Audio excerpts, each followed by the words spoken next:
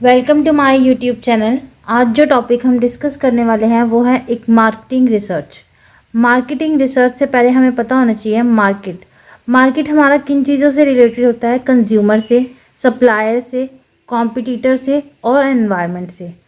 अब इन चीज़ों को ही पढ़ना, इनके बारे में डाटा कलेक्ट करना चारों के बारे में, और इसको एनालाइज करना, पढ़ना, इससे इंफॉर्मेशन निकालना ही हमारा क्या कहलाता है, marketing research. American marketing association ने डिफाइन किया है मार्केटिंग रिसर्च को।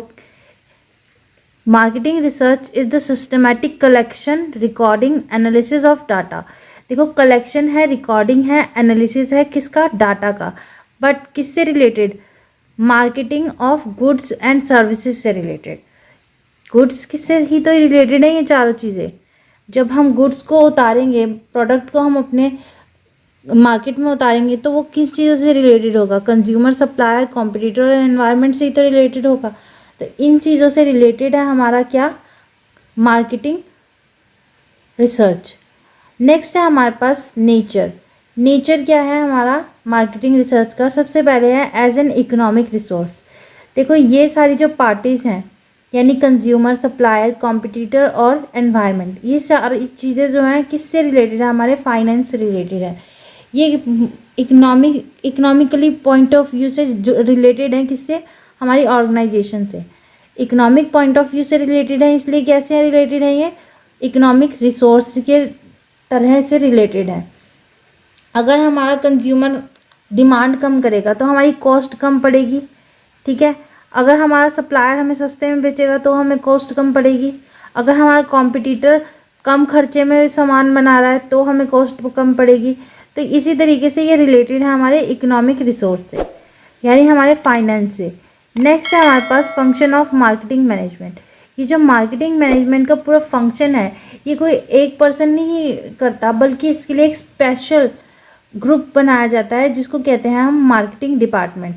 अब एज अ ग्रुप एफर्ट, ये मार्केटिंग डिपार्टमेंट का एक हेड होता है जो कि क्या कहलाता है, मार्केटिंग मैनेजर कहलाता है। मार्केटिंग मैनेजर का क्या काम होता है, मार्केटिंग डिपार्टमेंट को हेड करना, लीड करना, ठीक है। और उसके अंदर जो लोग हैं, जो एम्प्लॉयज़ हैं, वो क्या करते हैं, मार्केटिंग रिसर्च के फंक्शन को परफॉर्म करते हैं। यानी इन चारों के बारे में इंफॉर्मेशन निकालते हैं, उसको डाटा को एनालाइज करते हैं, रिकॉर्ड करते हैं, ठीक है।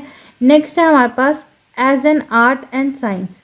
आर्ट होता है हमारा रिलेटेड स्किल्स से और साइंस होता है हमारा रिलेटेड नॉलेज से।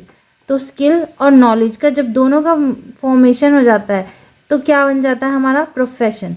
तो यहाँ आर्ट होता है हमारा रिलेटेड स्किल से, डूइंग स्किल से, और साइंस होता है हमारा रिलेटेड नोइंग से। तो जब दोनों का कॉम्बिनेशन बनाते तो क्या बन जाता है, प्रोफेशन। प्रोफेशन हमारा रिलेटेड होता है नॉलेज से, स्किल से और ट्रेनिंग से। जब ये तीनों चीज़ें एम्प्लॉयज़ को दी जाती हैं मार्केटिंग करने के लिए तो वो हाँ क्या बन जाता है, प्रोफेशन। तो ये एक तरीके का प्रोफेशन भी है, ये एक तरीके का आर्ट और साइंस भी है।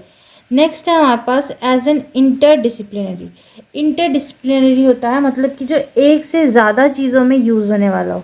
तो मार्केटिंग रिसर्च जो है ना, वो सिर्फ हमारे लिए यूज़फुल नहीं है, कॉमर्स के लिए यूज़फुल नहीं है, ये इन सारे डिपार्टमेंट्स के लिए भी यूज़फुल है।